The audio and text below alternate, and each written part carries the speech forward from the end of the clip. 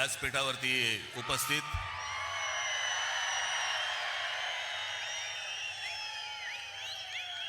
शिवसेना पक्षप्रमुख श्री उद्धव ठाकरे,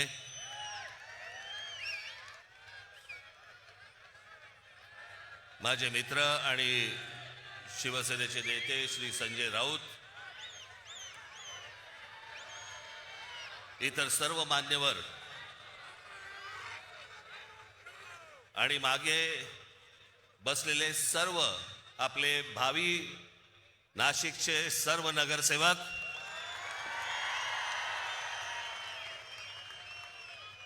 आणि माझ्या जमलेल्या सर्व तमाम मराठी बांधवांनो, भगिनींनो आणि मातांनो,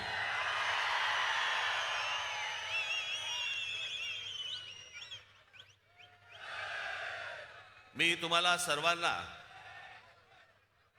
योग्य वेळ सांगेन त्यावेळेला घोषणा द्यायच्या, तोपर्यंत आपण शांत राहा. आज अनेक वर्ष रखडलेल्या याची कारणं कोणालाही देता येणार नाहीत, सांगता येणार नाहीत, कारण कळलीच नाहीत की इतकी वर्ष या निवडणुका घ्यायला का लागल्या, कशासाठी लागल्या. 4 वर्षापूर्वी मुदत संपून देखील या महानगरपालिकेच्या निवडणुका का होत नव्हत्या.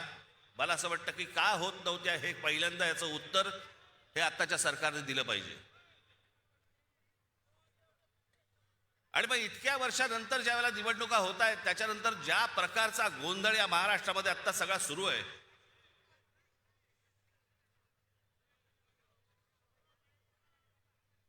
कोण कुठे चाललंय, कोण काय चाललंय, म्हणजे मी मागे एकदा म्हटलं होतं ना, इतका चुकीचा कॅरम फुटलाय ना की कोणाच्या सवट्या कोणाच्या भोगात आहेत तेच कळत नाही.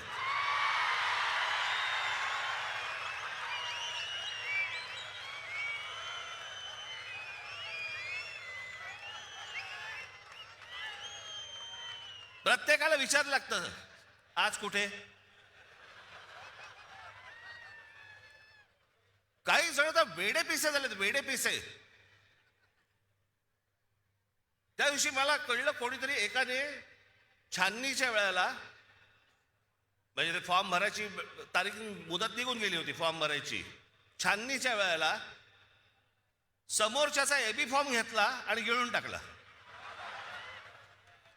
बरं, वेळ नव्हता, दिवसही नव्हते. एखादा दिवस मिळाला असता तर सकाळी बाबा वाट तरी बघता आली असती त्याची की एबी फॉर्म बाहेर येईल, बाहेर येईल, बाहेर येईल, मग नंतर फॉर्म भरू.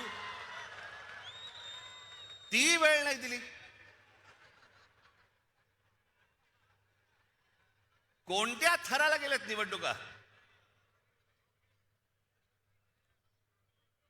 या महाराष्ट्रामध्ये 60-60, 70-70 माणसं उमेदवार सत्ताधारी पक्षाचे बिनविरोध निवडून येतात.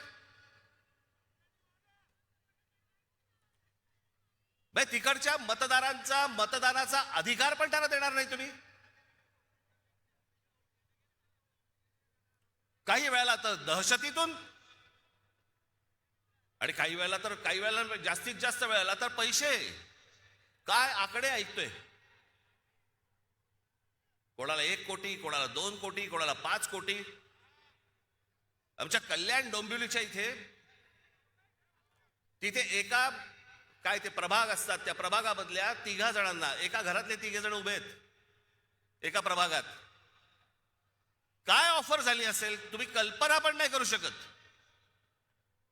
एका प्रभागातल्या 3 जणांना, जे 3 जण एका घरातले आहेत, त्यांना 15 कोटी रुपयाची ऑफर झाली. 15 कोटी. कोणाला 5 कोटी, कोणाला 10 कोटी, कोणाला 2 कोटी. येतात कुठून पैसे. या लेवलला इथपर्यंत परिस्थिती आणली तुम्ही महाराष्ट्राची. एक तर उभं राहू द्यायचं नाही, माणसं विकत घ्यायची, भीती घालायची, दहशत निर्माण करायची, आणि अशा वातावरणामध्ये तुम्ही निवडणुका घ्यायला बघताय. मला समजलंच नाही या इथे नाशिकमध्ये पण भारतीय जनता पक्ष, अहो तुमच्याकडे माणसं होती ना, जुनी काम करणारी माणसं होती ना.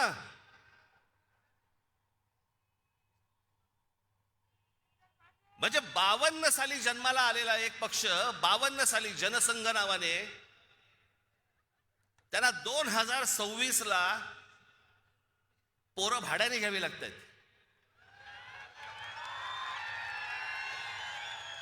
तुमचे कार्यकर्ते तुमची माणसं तुम्ही उभी केली होतीत ना, मग दुसऱ्यांचे कशाला कडेवर घेऊन नाचताय? याचं कारण जो पक्षामध्ये इथे काम करतोय तर काही शून्य किंमत. मी समजू शकतो की एखाद्या मतदारसंघामध्ये बाबा 2 जण चांगली लोक असतात, 3 जण चांगली लोक असतात, त्या 3 जणांमधला एखादा निवडावा लागतो, बाकीच्या दोघांना देता येत नाही. मी समजू शकतो, कारण जागाच एक असते. पण जी लोक सतत काम करतायत, इतकी वर्ष काम करतायत, त्यांना पूर्णपणे बाजूला सारून दुसऱ्या पक्षामधला माणूस घ्यायचा आणि त्याला उभं करायचं, हा तुम्ही त्या कार्यकर्त्याचा अपमान नाही करतात? बाहेरून माणसं लागतात तुम्हाला. बरं, ती आणतात ते काही आनंदाने येत नाही येत, रात्री पैसे पोचवले जातात.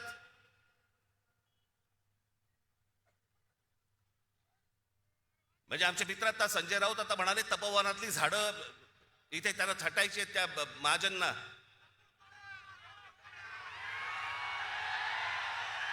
अहो, लाकूड तोड्या बरा होता. त्याला देवीने पहिली विचारली, त्याची कुऱ्हाड गेली तर सोन्याची हवी का? तो म्हणाला नाही. मग चांदीची हवी का? नाही. मग त्याची मूळ कुऱ्हाड दिली, तेव्हा तो बोलला नाही, ही माझी कुऱ्हाड. सोना चांदीच्या कुऱ्हाडीला पण तो भापला नाही. बाईक ते मला कळलं, मला कोणाला बद्दल बोलतोय, मला काय सांगताय? नावं ठेवण्यामध्ये मी पटाय, तुम्ही नाही.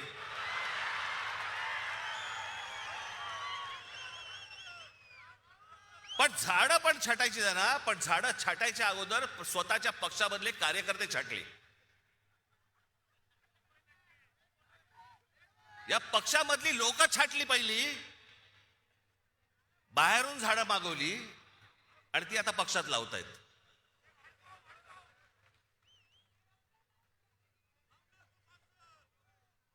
ही कोणती परिस्थिती, हे कोणतं राजकारण, हे कोणत्या निवडणुका चालू आहेत महाराष्ट्रामध्ये?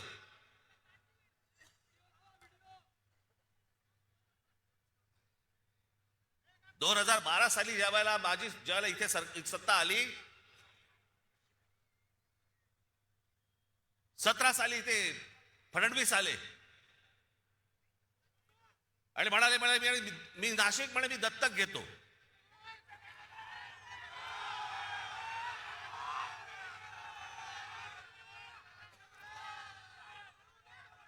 आणि त्या सगळ्या गोष्टींना नाशिककर भुलले आणि आम्ही जी कामं करून ठेवली होती ती सगळे विसरले. आणि दत्तक घेतो म्हटल्यानंतर हा बाप परत फिरकलाच नाही.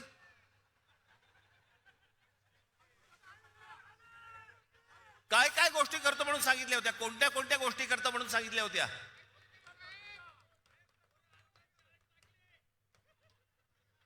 आता साधी गोष्ट बघा, 2012ला ज्यावेळेला आम्ही इथे सत्तेमध्ये आलो त्यावेळेलाही कुंभमेळा झाला, अत्यंत यशस्वी कुंभमेळा झाला. त्यावेळेला त्यावेळेचे इथे उत्तम सगळेच त्यावेळेचे नगरसेवक सर्व पक्षांचे सगळ्यांच्या बरोबर घेऊन साथीने सगळे हा उत्तम कुंभमेळा झाला. एकही झाड कापलं गेलं नाही त्यावेळेला. आत्ता का कापलं जातंय? तुम्ही शांत बसा रे जरा, नाही तर तू ये इकडे आणि मार बॉम्ब परत सारखी.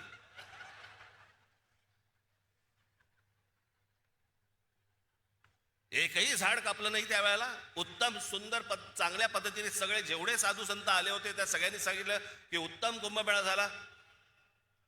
त्यावेळेला प्रशासकांचा आणि ज्यावेळेला जे नगरसेवक होते त्यांचा सत्कार झाला. बॉस्टनमध्ये पण सत्कार झाला त्यांचा, अमेरिकेत इथेही सत्कार झाले की उत्तम रीतीने कुंभमेळा हाताळला गेला. मग आता काय चालू आहे? मी त्या दिवशी म्हटलं ना की ही तपोवनातली झाडं नुसती झाडं तोडणं नाहीये, हे यांचं हे सगळं अगोदर ठरतं की या उद्योगपतीसाठी ही जागा रिकामी करायची, आता याच्यावरती कुंभमेळा करायचा. कुंभमेळा झाल्यानंतर सगळे साधू संत जेव्हा आपल्या घरी जातील मग त्या उद्योगपतीच्याही घशात घालायची जमीन. सगळं सगळं प्लॅनिंग त्यांचं सुरू असतं. आज त्यावेळेला जे जे महाराष्ट्रातल्या कुठच्या बाकी शहर सोडा, मी जेव्हा ते अनेक उद्योगपतींकडनं जेव्हा या नाशिक शहरामध्ये पैसे आणले, रतन टाटांपासून अनेक लोक ज्यावेळेला इथे नाशिकमध्ये आले, काय त्यांचा संबंध होता नाही तर साधी गोष्ट नुसतं फक्त वाचून दाखवतो, तुम्हाला कळेल की काय काय पहिले फक्त 5 वर्षात काय झालं. आज नाशिक शहराला मुकणे धरणापासून आपण त्यावेळेला पाईपलाईन आणली. नाशिकच्या पाण्याचा पुढच्या साधारणपणे 50-60 वर्षाचा पाण्याचा प्रश्न संपवून टाकला. हे 5 वर्षात केलेले आहे. त्याच्यानंतर जीपीएस त्याला लावलेले सगळ्या महानगरपालिकेच्या ऑफिसमध्ये माणसं असायची. घंटा गाड्या सुरू केल्या. घनकचरा प्रकल्प सुरू केला. ज्या घनकचरा प्रकल्पाबद्दल तिकडे त्या कचऱ्यामधनं विटा, खत, सगळ्या गोष्टी आज नाशिकमधले अनेक शेतकरी घेऊन जात आहेत. तिथून जाता येताना तुम्हाला वास पण येणार नाही की इथे घनकचरा प्रकल्प आहे म्हणून. वाहतूक पेटांचं सुशोभीकरण केलं. बोटॅनिकल गार्डन इथे एक जागा होती, त्या गार्डनचं केलं. मी रतन टाटांकडे ज्यावेळेला मी गेलो ते प्रकल्प घेऊन, त्यांना आवडलं. त्यांनी मला विचारलं किती खर्च आहे. मी म्हटलं 3-4-5 कोटी रुपये खर्च येईल त्याला. डन बोलले. नक्की. त्यांची सगळी माणसं लावली. सरकारकडनं सगळ्या परवानग्या सगळं आलं. कामाला सुरुवात झाली आणि प्रकल्प वाढत वाढत वाढत वाढत गेला. त्यांचीच माणसं करत होती. शेवटी तो प्रकल्प ज्यावेळेला पूर्ण झाला त्यावेळेला रतन टाटांकडनं जवळपास 14 ते 15 कोटी रुपये टाकले गेले होते त्याच्यात. त्या बोटॅनिकल गार्डनची काय अवस्था करून ठेवली आज गेल्या 5 वर्षात. सगळं उद्ध्वस्त करून टाकलं. सगळी ती बेटं उद्ध्वस्त केली. सगळ्याच गोष्टी उद्ध्वस्त केल्या. इथे तुमच्या ते चिल्ड्रन एज्युकेशन पार्क, गोदापारचं जॉगिंग ट्रॅक, स्वर्गीय माननीय बाळासाहेब ठाकरेंच्या नावाने ऐतिहासिक ते शस्त्र संग्रहालय केलं होतं, ते उद्ध्वस्त करून टाकलं. त्याच्यानंतर ही ते वॉटर कर्टन्स केली होती या सगळ्या तुमच्या पुलांवरती, ती घालवली, ती सगळी उद्ध्वस्त करून टाकली. नाशिक वरती त्यावेळेला आम्ही जेव्हा आलो त्यावेळेला 700 कोटी रुपयांचं कर्ज होतं. ही नाशिक महानगरपालिका 700 कोटी कर्ज मुक्त महानगरपालिका त्यावेळेला आम्ही करून दिली. आणि सगळ्यात महत्वाची गोष्ट, त्या संपूर्ण 5 वर्षाच्या काळात विरोधी पक्षातले लोक बसले होते, भाजपवालेही बसले होते, सगळेच बसले होते. त्या संपूर्ण 5 वर्षाच्या काळात विरोधी पक्षाकडनं एकही भ्रष्टाचाराचा आरोप झाला नाही, अशी ती महानगरपालिका होती.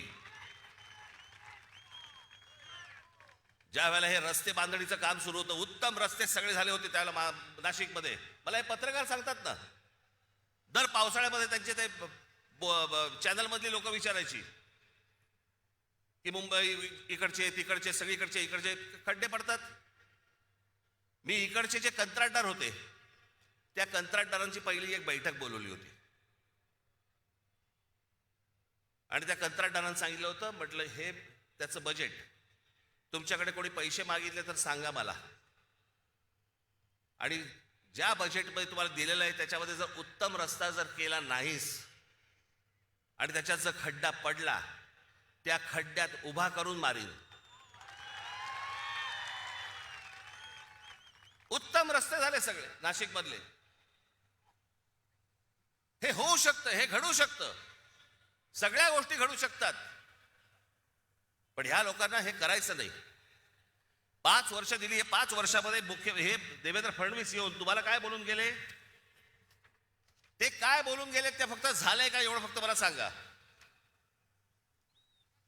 नाशिक न्यू मेट्रो प्रकल्प, Nashik IT park, Nashik logistic park, Dwarka Nashik उड्डाणपूल, नाशिकचा बाह्य ring road, Nashik Pune semi high speed railway मार्ग, इगतपुरीला आदिवासी क्रीडा प्रबोधिनी, महानगरपालिकेतील कर्मचारी अनुशेष असे अनेक प्रकल्प त्यावेळेला त्यांनी घोषित केले की भरून काढणार वगैरे, काही नाही. आणि हे म्हणे दत्तक घेणार.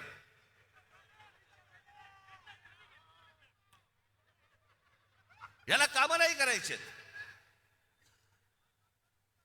धर्माच्या नावावरती, जातीच्या नावावरती फक्त तुम्हाला भुलवायचं.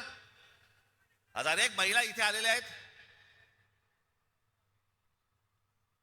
ती ह्याची योजना आणली, काय ती लाडकी बहिणी योजना. लाडक्या बहिणी योजनेबद्दल 1,500 रुपये दिले. महागाई किती वाढली हो. हा, ते 1,500 रुपये तुमचे 15 दिवसात निघून गेले. साधा सिलेंडर 1,000 रुपये आहे. कुठे टिकणार आहे 1,500 रुपये. मला आपल्याला फक्त एवढंच सांगायचंय, पुढच्या ज्या पिढ्या असतील, आज तुमची मुलं असतील, आज अनेक या महाराष्ट्रामधले अनेक उमेदवार आहेत किंवा अनेक लोक आहेत, त्यांची मुलं काय विचार करतील. काय आमच्या भवितव्याकडे आमच्याकडे कोणी बघितलं नाही का. आमचा बाप विकला गेला. आमच्या आईने पैसे घेतले आणि आमच्याकडे पुढे भविष्य जे आहे आमचं, हे काही घडलंच नाही. आमची शहरं चांगली घडलीच नाहीत. शहरात राहण्यासारखं काहीच नाही. आज अनेक मुलं इथे, अनेक मुली, तरुण तरुणी आहेत, महाराष्ट्रामध्ये आहेत, देशामध्ये आहेत. का परदेशी जातात हो. कशासाठी परदेशी जात आहेत. शिक्षण तर इथेही मिळू शकतं, कदाचित नोकरीही इथे मिळू शकते, पण जात आहेत कशासाठी. सभोवतालचं वातावरण सगळं बकाल. रस्त्याला चांगले फुटपाथ नाहीत. ट्रॅफिक वाढलाय, रहदारी सगळीकडे. कशाला काही आटोक्यातच नाहीये काही गोष्टी. अशा लोकांच्या हातामध्ये तुम्ही शहरं देणार आहात. मला खरंच 2017 साली मला इतकं वाईट वाटलं की अरे म्हटलं, एवढ्या सगळी माणसं मी त्यावेळेला आणली. आनंद महिंद्रापासून, रतन टाटांपासून, सगळे अंबानींपासून सगळी लोक इथे मी आणली, जी कधी कुठच्या शहरामध्ये गेली नाही, ती ह्या सगळ्या शहरामध्ये आणली. एवढे सगळे प्रकल्प, एवढ्या सगळ्या गोष्टी उभ्या केल्या आणि उभ्या केल्यानंतर पाहायला काय मला मिळालं. पराभव. आणि ज्या लोकांनी काहीच नाही केलं गेल्या 5 वर्षामध्ये, त्यांच्या भूलथापाला बळी पडलात. आजही हेच चालू आहे त्यांचं. पैसे वाटायचे, बाकीच्या सगळ्या गोष्टी करायच्या, बोगस वोटिंग करायचं, घराघरात जाऊन पैसे वाटायचे. आज पैसे घ्यालो, किती दिवस टिकणार तुमच्याकडे, किती दिवस राहणार आहेत. पण तेवढ्याशा एका किमतीसाठी आपण अख्खं शहर दावडीला बांधतो आहोत. आपल्या चिल्ल्या पिल्ल्यांचं भवितव्य आपण दावडीला बांधतो आहोत. याचाही आपल्याला विसर पडला.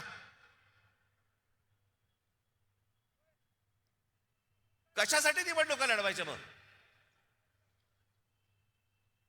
राजकारण हा, निवडणुका हा काय नुसता खेळ बनवून ठेवला का आपण. पैसे घ्यायचे आणि मतदान करायचं आणि मग 5 वर्ष बोंबलत राहायचं की ह्यांनी काही नाही केलं, ह्यांनी असंच केलं, ह्यांनी तसंच केलं, हे खोटं बोलले. परत 5 वर्षांत परत येणार, हे पैसे वाटणार. हाच खेळ खेळायचा असेल तर खेळा बाबा तुम्ही. तुम्हाला उत्तम शहर घडवायचं असेल, उत्तम भवितव्य घडवायचं असेल, आपल्या चिल्ल्या पिल्ल्यांचं देखील त्यांना असं वाटलं पाहिजे की या शहरात राहावं, असं जर वाटत असेल, आज मी तुम्हाला सांगतोय, आज शिवसेना आणि महाराष्ट्र नवनिर्माण सेनेच्या हातामध्ये तुम्ही आज सत्ता देऊन बघा. तुम्हाला नाशिकमध्ये पुन्हा चमत्कार घडवल्याशिवाय मी राहणार नाही. हे सगळे इथे बसलेले सगळे जे आज उमेदवार आहेत, उद्याचे सगळे नगरसेवक असतील, पण सगळेजण तुम्ही जर ताकदीने आज उभे राहिलात आमच्या पाठीशी आणि बाकीच्या पेकाडात लाथ घातलीत, तो समोर बोर्ड दिसतोय मला तिकडे क्रिकेटचा, त्याच्यावर लिहिले टोटल.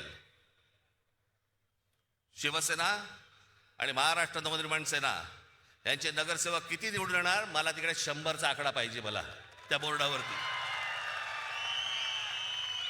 कुठेही बेसावत राहू नका, कुठेही गाफील राहू नका, कुठेही विकले जाऊ नका, कुठच्याही जातीपातीच्या धर्माच्या कुठच्याही नावाखाली येऊ नका.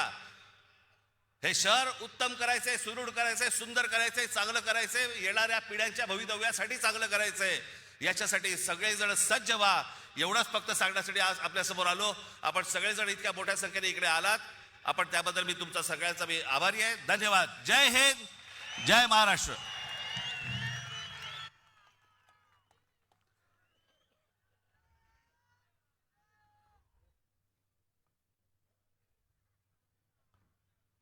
यानंतर ज्यांची आपण उत्सुकतेने वाट बघत आहात ते आदरणीय उद्धव बाळासाहेब ठाकरे यांना मी विनंती करतो तर त्यांनी या सभेत मनोगत व्यक्त करावं.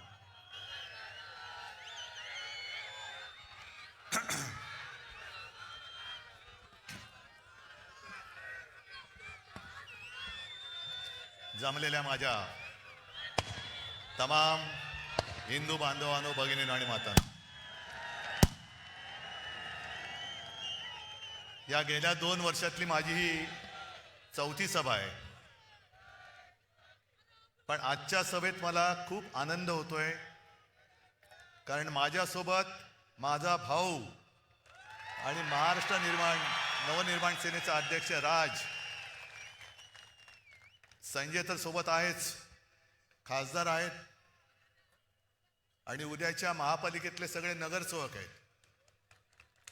या भावी नगरसेवकांना सांगतोय की ही सगळी जनता ही तुमच्याकडे अपेक्षेने पाहते. त्यांच्या व्यथा काय आहेत याचा उल्लेख राजनी पण केला, संजयने पण केला. आणि राजनी त्यांच्याकडे ही महापालिका असताना काय कामं केली हे अभिमानाने सांगितलं. मग राजनी केलेली नाशिकमधली कामं आणि मुंबईमध्ये शिवसेनेने कामं केलीत.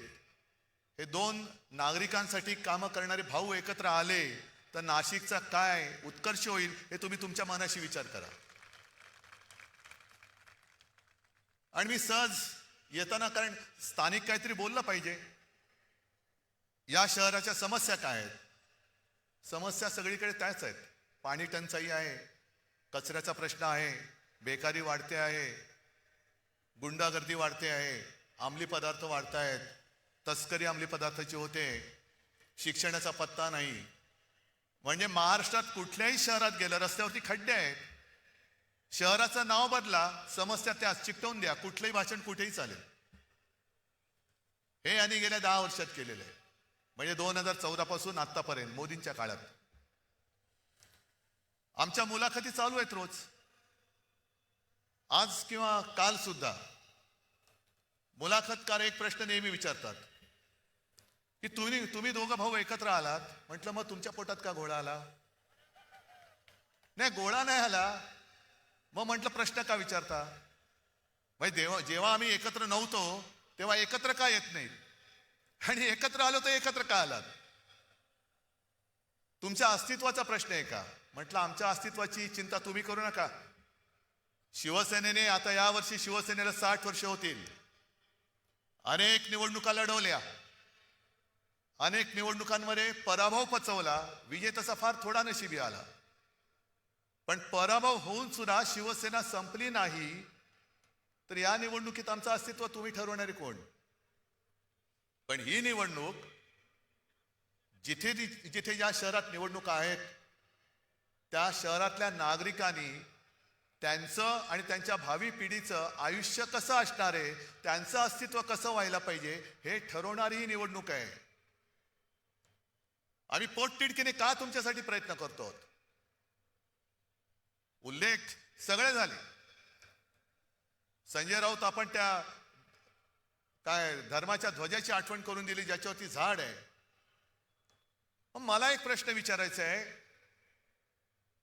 की भाजपचं हिंदुत्व हे खरं हिंदुत्व आहे का चुनावी हिंदुत्व आहे?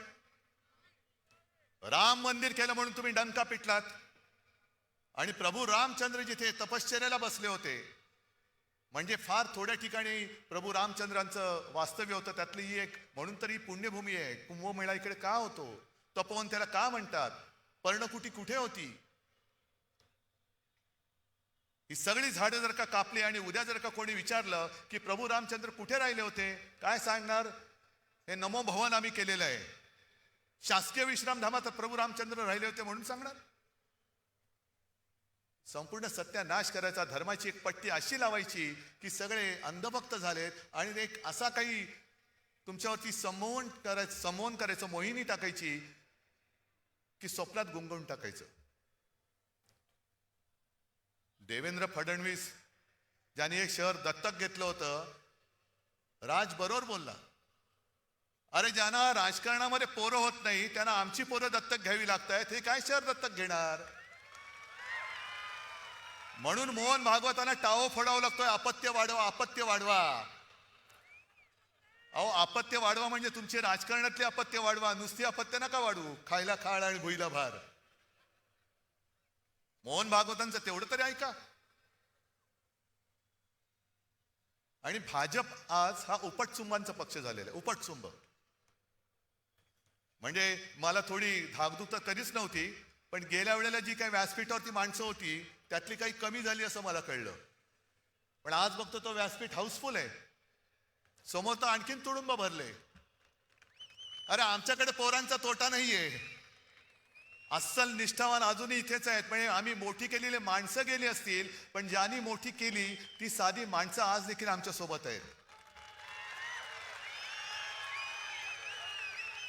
पण मला तुम्ही तर सोबत आहातच, आणि टीव्हीवरनं भाजपवाले सुद्धा बघत असतील चोरून. त्या भाजपवाल्यांची मी खरंच आत्मीयतेने बोलतोय, मी कुत्सितपणे किंवा टोमणा मारत नाही. मला भाजपवाल्यांना विचारायचंय की अरे काय नशिबी आले तुमच्या जीणं. या उपटचुंबांच्या सतरंजा म्हणजे आधी आमच्यात असताना भ्रष्टाचाराचे आरोप करायचे. एक कोण तो म्हणे सलीम कुत्ताचा साथीदाराबरोबर फोटो. मग तुम्हाला पक्ष वाढवायला कुत्ता चालतोय, बिल्ली चालते, चुहा चालतोय, सब कुछ चलता है. म्हणजे अशी बरबटलेली माणसं ही पक्षात घ्यायची आणि त्यांचे संघ सगळं लंगोटी साफसूफ करून त्यांना डोक्यावर घेऊन नाचायचं. हे निष्ठावंत भाजपवाल्यांचे आज नशिबी आले. कसे तुम्ही राहताय? हा भाजप तुम्हाला अपेक्षित होता? अगदी आम्ही दोघं एकत्र आल्यानंतर ज्यांनी फटाके फोडले दुसऱ्या दिवशी तिकडे. जाऊ दे त्यांचं नशीब आणि ते, मला त्यांच्या नशिबाची पर्वा नाही. मला वाईट वाटतंय ते निष्ठावान भाजप कार्यकर्त्यांचं वाटतंय. त्यांना प्रवेश दिल्यानंतर आमच्या देवेने ताईंना रडू आवरेना. मला त्यांच्याबद्दल आदर आहे.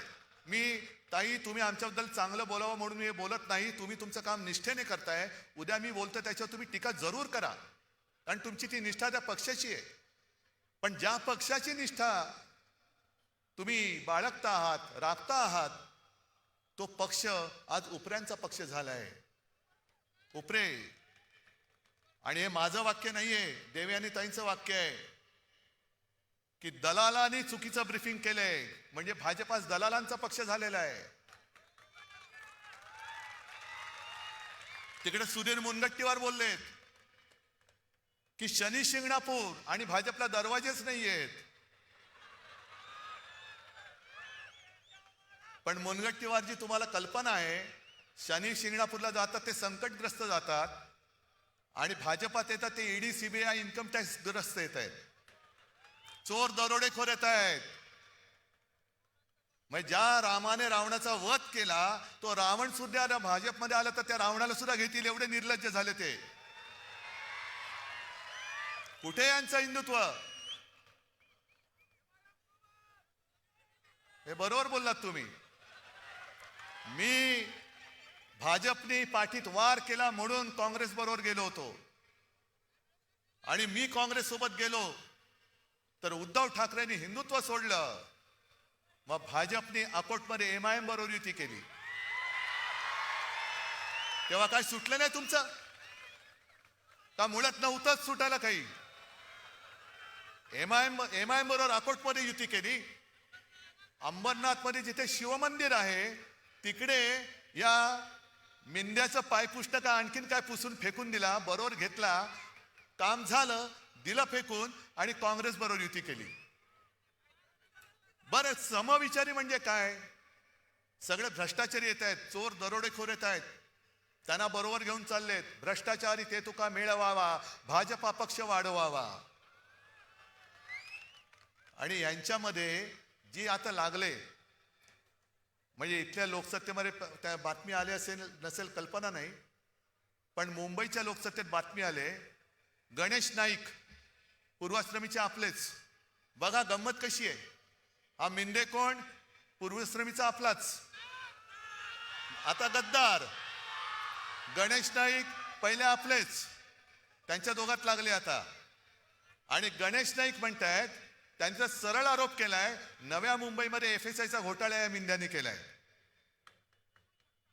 आणि जर भाजपने परवानगी दिली तर या मिंद्याचा टांगा उलटा करतो. मग गणेश नाईकांना सांगायचं की ते टांग्यात बसता कशाला, टांग्यात टांग तरी घाला, नाही तर टांगा तरी पालटा करा. तांगड्यात तांगडं घालायचं आणि तरी सुद्धा टांग्यात बसायचं. अरे पाडा ना उलटा. म्हणजे हीच लोक सांगतायत की कशी अभद्र युती आहे, समविचारी अभद्र लोकांची समविचारी यांची ही युती झालेली आहे. तुमच्या व्यथांबद्दल कोण बोलतंय? कोणीच बोलत नाहीये. आज मुंबईमध्ये येऊन बघा, आम्ही होर्डिंग्स लावलेत, होय हे आम्ही केलं. मुंबईमध्ये कोस्टल रोड होय आपल्या शिवसेनेने केलेला आहे. आणि मुद्दामून तुम्हाला सांगतो, आज इकडे तुडुंब गर्दी झालेली आहे. एक तरी भाड्याचा माणूस आहे का रे? कोणाला तरी पैसे देऊन इकडे आणलंय का? मग मुंबईमध्ये जे एक जिजामाता उद्यान आहे, तिथे आम्ही 10 वर्षापूर्वी पेंग्विन आणले. काय टीका केली आमच्यावर, हे पेंग्विन पेंग्विन पेंग्विन. होय पेंग्विन आम्ही आणले. पण ते पेंग्विन बघायला लोक तिकीट काढून गर्दी करतायत. आणि मी या सभेचा उल्लेख एवढ्यासाठी केला की त्यांच्या सभेला पैसे देऊन माणसं आणावी लागतायत. म्हणजे पेंग्विन एवढी किंमत सुद्धा लोकांच्या लेखी नाहीये. पैसे तिकीट काढून पेंग्विन बघतायत, पण पैसे घेऊन सुद्धा लोकांच्या सभेला जात नाहीयेत. काय तुमची त्यांची अवस्था आहे? आज नाशिकमध्ये जो आम्ही वचननामा जाहीर केलेला आहे, का नाही करायचा तो? पण तो करायचं की नाही हे तुम्ही ठरवायचंय. तुमच्या समोर सगळं घडतंय. आज जसं तिकडे बंगालमध्ये ममता बॅनर्जी यांच्या हुकुमशाही विरुद्ध रस्त्यावरती उतरल्यात, अख्खा जवळपास बंगाल रस्त्यावरती उतरलाय. मग हा माझा महाराष्ट्र, शिवरायाचा महाराष्ट्र, छत्रपतींचा महाराष्ट्र, शाहू फुले आंबेडकर यांचा महाराष्ट्र, यांच्या दडपशाहीच्या विरुद्ध शेपूट घालून आत बसणार? अरे ज्या महाराष्ट्राने या देशाला दिशा दिली, त्याची दुर्दशा करणाऱ्याच्या हातामध्ये तुम्ही पूर्ण तुमचं नशीब परत एकदा त्यांच्या हातात देणार? हा वचननामा आहे, नुसता छापलेला कागद नाहीये रंगीत. तो आमचा ठाकरेंचा शब्द आहे. ही मोदी गॅरंटी नाहीये,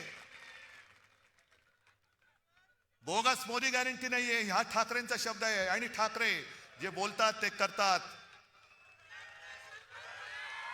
आम्ही कोणी त्यांच्या कामाचं श्रेय कधी घेतलेलं नाही, कारण आम्हाला तशी गरज नाहीये. मशाल तुमच्या हृदयात पेटली पाहिजे. ज्या पद्धतीने यांचा कारभार सुरू आहे, ज्या पद्धतीने यांचा कारभार सुरू आहे, बिनविरोध निवडणुका जिकडे झाल्या, तो राहुल नार्वेकर विधानसभेचा अध्यक्ष, विधानसभेमध्ये अध्यक्ष असल्यानंतर विधानसभेत त्यांचा अधिकार असतो. आणि विधानसभेचा अध्यक्ष, लोकसभेचा अध्यक्ष, राज्यसभेचा अध्यक्ष हा पूर्णपणे निष्पक्षपातीपणाने वागणारा पाहिजे. आणि आमच्यावरती घराणेशाहीचा आरोप करणारे भाजपा या राहुल नार्वेकरांच्या घरातले 3-3, 4-4 जणांना उमेदवारी देत आहेत. आणि तो समोरचा उमेदवार त्यांनी अर्ज मागे घ्यावा म्हणून अधिकाराचा दुरुपयोग करणारा राहुल नार्वेकर निवडणूक आयोगाला चालून जातोय. तरी सुद्धा चालतंय. आम्ही जरा कुठे काय केलं तर निवडणूक आयोग लगेच हातोडा घेऊन बसलेला असतो. पण यांनी काही केलं तरी काही करत नाही, कारण निवडणूक आयुक्त शेपूट घालून बसलेला आहे. ही लोकशाही नाही, ही झुंडशाही आहे. ही झुंडशाही आहे. आणि आज जर का आपण उठून उभे राहिलो नाही, तो उद्या वरवंटा असा फिरेल की पुन्हा एकदा इंग्रजांपेक्षा जास्त 150 वर्षापेक्षा यांच्या गुलामगिरीत आपल्याला राहावं लागेल. हिंदुत्वाचा हा बुरखा आहे. कारण हा जर का बुरखा नसता तर तपोवनातली झाडं यांनी कापली नसती आणि बिल्डरला ती जागा दिली नसती. काय तपोवनाचं ज्यांना महत्व नाहीये, इकडे तपोवन कापतायत, तिकडे आरेचं जंगल कापलं, कुठे आरवली पर्वत बोडका करतायत, ताडोबा अंधारीमध्ये खाणीसाठी जागा देऊन टाकतायत. हे सगळं राजकारण आजूबाजूला शिजत असा विचार करू नका. अरे ताडोबाला झालं, आमच्या नाशिकमध्ये तर नाही ना झालं. अरे मुंबईत झालं, आमच्या नाशिकमध्ये तर नाही ना झालं. नाही, आज ज्यांच्यावरही वेळ आले, उद्या तुमच्यावरती वेळ येईल. मी गेले 2-4 दिवस माझा घसा बसला होता. तुम्ही आमच्या दोघांच्या मुलाखतीत पाहिलं असेल, ऐकलं असेल. आणि हिंदीमध्ये आज माझी एक मुलाखत झाली. तर मुलाखतकाराने विचारलं की इस बार आपको ऐसी कौन सी खासियत लगती है मुंबई की चुनाव के बारे में. म्हटलं इस बार खासी यही खासियत है, कारण सगळे मुंबईकर खोकतायत, फुफ्फुसाचे आजार होत आहेत. कारण नियोजन शून्य विकास, रस्ते खोरून ठेवलेले आहेत, धूळ सिमेंट सगळं मुंबईकरांच्या श्वासामध्ये आता हे सगळे प्रदूषण जात आहे. उद्या तुमच्याकडे सुद्धा ते तेच करतील. आम्ही तुम्हाला एक चांगलं आयुष्य देण्यासाठी आलेलो आहोत एकत्र. होय, आम्ही एकत्र आलो, सत्तेसाठी आलो. मग तुम्ही जे काय हे भाजप आणि सगळे आलेत ते काय विटी दांडू खेळायला आलेत? काय खेळायला आलेत? होय, आम्ही सत्तेसाठी एकत्र आलो आहोत आणि ती सत्ता आम्हाला तुमच्या विकासासाठी, तुमच्या भविष्यासाठी, भवितव्यासाठी राबवायची आहे. बोला ना ठणठणीतपणाने, कशाला लपवता भांड? आज नाशिक जे आम्ही मुंबईमध्ये करून दाखवलं, मुंबईमध्ये आज महापालिका शाळांचा दर्जा येऊन तुम्ही बघा. कारण गरीब माणसाला त्याच्या मुलांनी शिकायचं नाही, कारण मोठ्या शाळेच्या फी परवडत नाही. मग शिक्षण देणार कुठे? महापालिका शाळेमध्ये मोफत शिक्षण, आणि ते सुद्धा 8 भाषांमध्ये आपण मुंबई महापालिका शाळेमध्ये शिक्षण देतो. वेगवेगळ्या 8 भाषांच्या शाळा आहेत. ICSE, CBSE या सगळ्या काय म्हणतात ना ABCD, हे सगळे अभ्यासक्रम आपण महापालिका शाळेमध्ये शिकवतो. उद्या नाशिकची सत्ता आमच्या हातात द्या, मी नाशिकमध्ये महापालिका शाळेत हा अभ्यासक्रम सुरू करून दाखवेन. महापालिकेच्या शाळा आजपर्यंत मुंबईमध्ये सगळ्यांना लाज वाटायची. मुलगा शिकतो का? जाधव शिकतो ना, कुठल्या शाळेत शिकतो? बोलायला यायचं नाही, कारण का महापालिकेची शाळा. आता अभिमानाने सांगतात, आता महापालिका शाळेमध्ये प्रवेशासाठी रांगा लागतात, आणि लोक अभिमानाने सांगतात की माझा मुलगा महापालिका शाळेत शिकतो. मुंबईमध्ये जे आम्ही केलं वैद्यकीय महाविद्यालय, उद्या सत्ता द्या, तुम्हाला नाशिकमध्ये वैद्यकीय महाविद्यालय करून दाखवतो. जगातली सगळ्यात माफक दरामध्ये प्रवास सेवा देणारी BST ही मुंबईमध्ये आपण टिकवली. हे बंद करायच्या मागे लागलेत. नाशिकमध्ये तशी आपण प्रवास सेवा सुरू करून दाखवू. करण्यासारख्या अनेक गोष्टी आहेत, करणारे आम्ही तयार आहोत. करून घ्यायची की नाही हे तुम्ही ठरवायचंय. कारण जर करूनच घ्यायचं नसेल तर हे नुसते घोटाळे आहेत. हे मी मगाशी राजनी पण उल्लेख केला, तपोवनाचा घोटाळा आहेच. मुंबईमध्ये गेल्या 4 वर्षात 3 लाख कोटीचा घोटाळा अभद्र युतीने करून ठेवला, 3 लाख कोटीचा. आणि हे सगळे मुद्दे आहेत. मे 24 पासून अवाजवी दराने जमीन खरेदीवर 80 कोटींचा आर्थिक भार, हे सगळे वाचतो मी. 1300 कोटींच्या STP प्रकल्पावर वाद, कंत्राटदाराला काम सुरू होण्याआधीच 150 कोटी आगाऊ देण्यात आले. हा आगाऊपणा जो आहे ना, हा महत्वाचा आहे. तो जो मुंबईत केला त्यांनी 3 लाख कोटी, त्या कामासाठी आगाऊ रक्कम देतात, आणि त्या आगाऊ रकमेतनं हे आगाऊ पैसे काढतात आणि ते लोकांना वाटतात. निर्णय तुम्ही घ्यायचा आहे. हार जीत आमची नाही, आमचं सोडून द्या. तुमचं आयुष्य तुम्हाला कसं जगायचंय, तुमच्या मुलाबाळांच्या लेखी काय होणार आहे, काय करायला पाहिजे, हे ठरवणारी ही निवडणूक आहे. आणि म्हणून आम्ही दोन्ही भाऊ मिळून तुम्हाला वचन देतो आहोत. जे बोलतो ते आजपर्यंत आम्ही करून दाखवलेलं आहे. आणि आजचा सुद्धा हा वचननामा हा नुसता काहीतरी प्रिंटिंगचा कागद म्हणून नाही, तर ते आमची वचन आहेत. आणि त्यातल्या प्रत्येक शब्दाला हे आमचं वचन मानून तुम्ही जर का आम्हाला आशीर्वाद दिले तर आम्ही तुम्हाला ह्या सगळ्या गोष्टी देऊ शकतो. आता तुम्ही सांगा, जर देणार असाल तर जरा दोन्ही हात वर करून सांगा, आणि हात मुद्दामून जरा दाखवा, त्या दलालांना दाखवा. तुमच्याकडे पैसे असतील, तुमच्याकडे सत्ता असेल, पण आमच्याकडे विश्वास आहे, आमच्याकडे निष्ठा आहे. गद्दार लोक तुम्ही विकत घेऊ शकाल, पण निष्ठावानाने विकत घेऊ शकणार नाही. आणि हे जोपर्यंत मजबूत हात आमच्या सोबत आहेत, तोपर्यंत शिवरायाच्या पवित्र भगव्याला, जो भाजपला मी नेहमी आव्हान देतो, की तुम्ही हिंदुत्ववादी म्हणता आणि माझ्यावरती टीका करता. पहिलं तुमच्या फडक्यावरचा हिरवा रंग काढा आणि मग आमच्यावरती हिंदुत्वाशी बोला. कारण आज सगळे आमचं हिंदुत्व हे व्यापक आहे, आमचं हिंदुत्व हे राष्ट्रीयत्व आहे आणि सगळे आमच्या सोबत आहेत. यापुढे या गद्दारांना आणि या भ्रष्टाचारांना जे बेडूकुड्या मारून तिकडे गेले त्या बैठकांना डराव करत बसू द्या. पण आपलं नाशिक हे आपल्या हातामध्ये ठेवा. आपली शिवसेना आणि मनसेची एक अशी भक्कम मजबूत सत्ता या नाशिकमध्ये आणा की उद्या कोणी दत्तक बाप इकडे पाय ठेवायला घाबरला पाहिजे. आणि तेवढी ताकद ही नक्की तुमच्यामध्ये आहे हा विश्वास व्यक्त करतो आणि आपली रजा घेतो. जय हिंद, जय महाराष्ट्र. यानंतर राष्ट्रगीतासाठी सर्वांनी उभं राहावं. राष्ट्रगीत.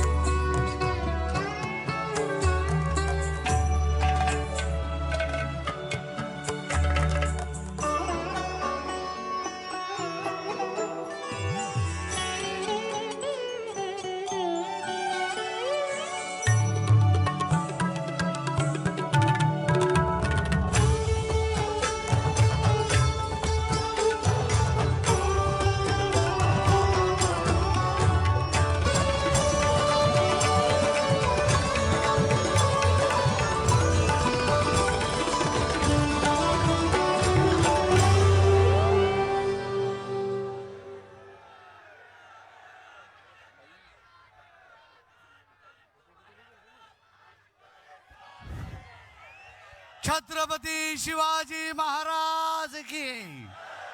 हिंदू हृदय सम्राट शिवसेना प्रमुख माननीय बाळासाहेब ठाकरे यांचा जय भवानी. हर